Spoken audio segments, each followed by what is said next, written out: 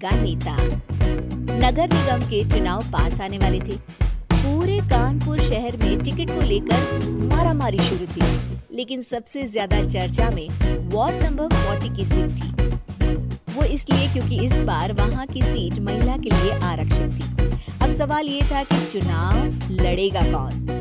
इससे पहले ठाकुर साहब वहां से पार्षद थे और इस बार उन्होंने अपनी पत्नी सीमा ठाकुर को टिकट दिलवाई और ठाकुर साहब की शान के कारण सीमा जी ने 20,000 वोटों से चुनाव जीत लिया। अरे बधाई हो सीमा भाभी, अब तो आप वार्ड की पार्षद बन गई हैं। अब तो हमारे काम आप ही करवाएंगी। अरे ये तो सिर्फ नाम की पार्षद बनी है, वो तो महिला सीट आ गई, वरना पार्षद तो मुझे ही बनना था। अब भले ही चेहरा इसका होगा, लेकिन पावर तो मेरी ही होगी। अरे वाह भाई साहब, क्या दिमाग लगाया है आपने भी। आइए आप लोग, खाना लगा दिया है सबके लिए। सीमा जी पार्षद बन चुकी थी, फिर भी उनकी एक ना चलती। सारे काम ठाकुर साहब खुद ही संभाल लेते और जहां जरूरत पड़ती वहां सीमा जी का अंगूठा लगवा लेते। सीमा जी ज्यादा पढ़ी लिखी भी नहीं थी।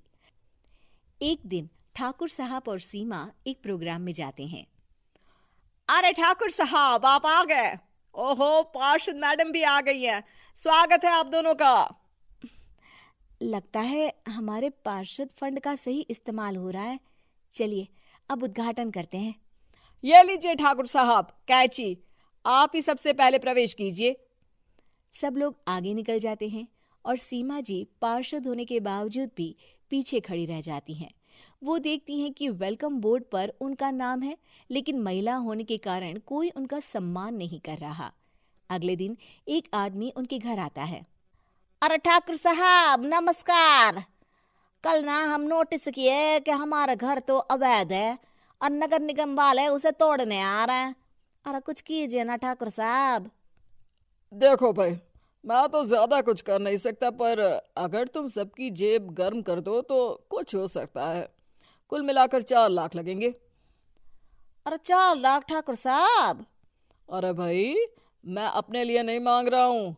दरोगा है, इंजीनियर बाबू है, बड़े साहब है, सबको देना पड़ता है ना थोड़ा थोड़ा।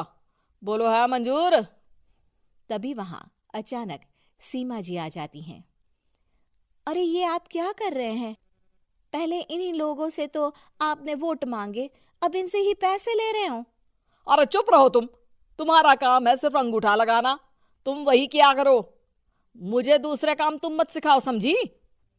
और तुम ना जाओ, अब पैसे लेकर आओ, वरना जेसीबी किसी भी वक्त आती होगी। सब कुछ ऐसे ही चलते रहता है। एक दिन सीमा जी और ठाकुर साहब को एक लोकल मीटिंग में बुलाया जाता है। वहां पर कई और अधिकारी लोग भी मौजूद रहते हैं। अब मैं चाहूंगा कि ठाकुर साहब हमारे बीच 2 शब्द कहें। मेरे प्यारे भाइयों और बहनों, आज मेरा सौभाग्य है कि मैं आप सबकी सेवा दिन रात कर पा रहा हूं। आपने मेरी पत्नी को भारी मतों से जिताया है, इसलिए मैं आप सभी का शुक्रगुजार हूं। मैं आप सबसे वादा करता हूं कि हमेशा की तरह हमारे वार्ड में किसी को कोई तकलीफ नहीं आने दूंगा। सभी लोग तालियां बजाने लगते हैं। अब मैं माननीय पार्षद मैडम को स्टेज पे बुलाना चाहूंगा। अपने नाम को बुलाया सुनकर सीमा जी एकदम चौंक जाती है। उन्हें बिल्कुल उम्मीद नहीं थी कि इतनी बड़ी जगह उन्हें मंच पर बुलाया जाएगा। जैसे तैसे वो मंच पर चढ़ती हैं। ऊपर जाते ही सीमा जी को सारी पुरानी बातें याद आ जाती हैं कि किस तरह उनके पति उन्हें कभी भी आगे बढ़ने नहीं देते और उनके नाम से गलत काम करते हैं। वो बोलने लगती हैं। मैं आपके वार्ड की पार्षद सीमा हूं। आप में से बहुत कम लोग ही मुझे जानते होंगे, क्योंकि इससे पहले मुझे कभी ऐसा मौका ही नहीं मिला। सारे मौके मेरे पार्षद पति यानी आपके ठाकुर साहब ही लेते रहे, लेकिन आज ये मौका मुझे मिला है तो मैं इसे ऐसे ही नहीं जाने दूंगी। मैं आपको ये बताना चाहती हूँ कि आपके ठाकुर साहब मेरे नाम की आड़ में गैर कानूनी काम करते हैं, जिस पर अंगूठों के निशान मेरे होते थे। इसीलिए मैं अपनी गलती मानती हूँ और आज अपने पद से इस्तीफा देती हूँ, ताकि आगे से कोई गलत काम ना हो पाए।